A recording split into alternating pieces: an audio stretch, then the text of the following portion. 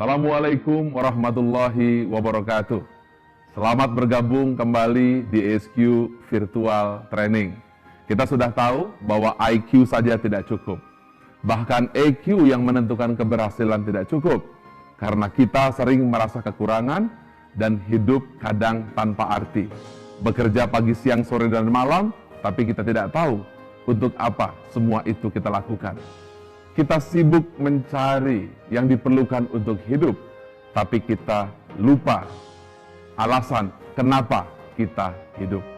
Albert Einstein pernah ditanya, "Einstein, apa yang kau akan tanyakan apabila engkau bertemu Tuhan?" Einstein menjawab, "Saya akan tanya, bagaimana kau ciptakan alam?" Lalu Einstein menambahkan lagi, "Dan yang terutama, saya akan tanya, mengapa kau ciptakan alam?" Mengapa engkau ciptakan alam adalah arti hidup. Bagaimana engkau ciptakan alam, itu adalah bagaimana kita hidup. Oleh karena itu, kecerdasan spiritual bukan hanya menjawab bagaimana agar kita hidup, tapi kita harus tahu alasan untuk hidup. Tanpa pemahaman alasan, kita akan hidup dengan kekeringan.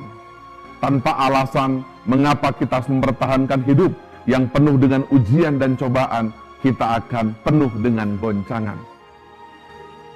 Kalau kita tahu alasan untuk hidup, maka kita akan mampu menanggung beban seberat apapun.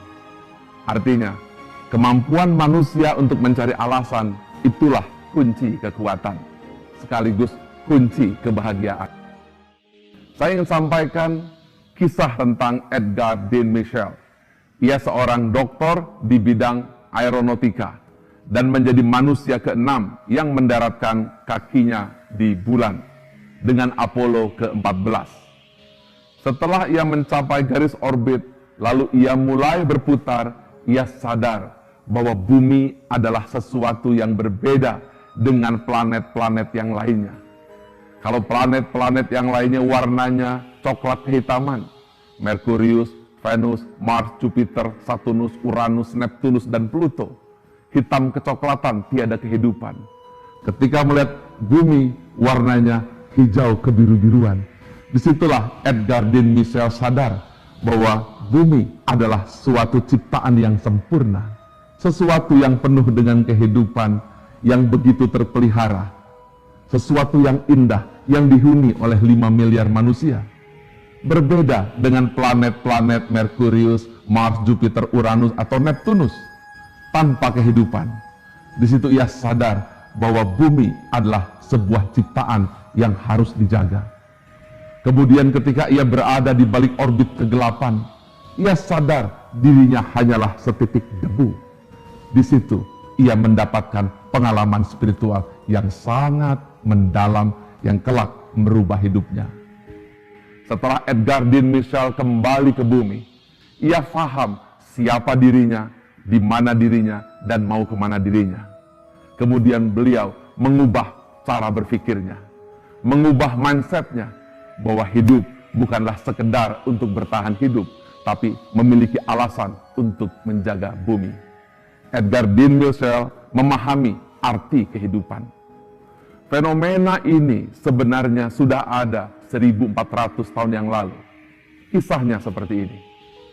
Pada suatu hari Nabi Muhammad SAW ditemukan oleh Bilal sedang menangis di subuh hari. Kemudian ditanya oleh Bilal, "Mengapa engkau menangis ya Rasulullah?" Kemudian Nabi Muhammad SAW mengatakan, "Bilal, aku baru saja menerima sebuah ayat di mana kelak umatku tidak mengerti." Kemudian Nabi Muhammad SAW membacakan ayat tersebut. Ayat itu bunyinya demikian. "Dengan nama Allah yang Maha Pengasih lagi Maha Penyayang. Sesungguhnya di balik penciptaan langit dan bumi dan silih bergantinya malam dan siang, terdapat tanda-tanda bagi kaum yang berfikir, yaitu kaum yang mengingat Allah ketika berdiri, duduk, dan berbaring. Mereka memikirkan penciptaan langit dan bumi seraya berkata, Ya Tuhan kami, tidak sia-sia Kau ciptakan alam semesta ini. Maha suci Engkau, lindungi kami dari siksa api neraka." Apa yang boleh Anda tangkap dari kisah ini? Ayat ini menggambarkan bahwa manusia senantiasa seharusnya berpikir di balik penciptaan langit dan bumi. Seharusnya manusia duduk, berdiri, dan merenung, seraya berbaring sekalipun tentang bagaimana penciptaan alam semesta, berpikir dan mengingat. Ketika pencarian tersebut dilakukan oleh seorang yang dinamakan ulul albab, yang mungkin itu adalah Anda sendiri, maka kelak akan terbuka tirai hidayah, hijab akan terbuka, barulah belief start when the reason end. Keyakinan bermula ketika pertanyaan sudah terjawab, dan ayat berikutnya adalah kalimat yang luar biasa tentang pencarian makna yang terjawab tentang siapa Sang Pencipta. Ayat itu berkata, "Ya Tuhan kami, tidak sia-sia Kau ciptakan alam semesta ini, Maha Suci Engkau, lindungi kami dari siksa api neraka." Maha benar Allah dengan segala firman-Nya. Surah Ali Imran 190-191 ini adalah sebuah kombinasi antara intelektualitas manusia yang memikirkan dengan sains di balik pergantian malam dan siang, seraya berdiri, duduk, dan merenung, yang akhirnya manusia tersebut hijrah, melompat ke sisi spiritualitas. Disitulah tirai hidayah terbuka, dan pada saat itu manusia akan menemukan jawaban. Apa jawabannya? Jawaban bahwa sesungguhnya alam semesta adalah alamat untuk menemukan siapa Sang Maha Pencipta. Inilah yang membuat manusia terlupa.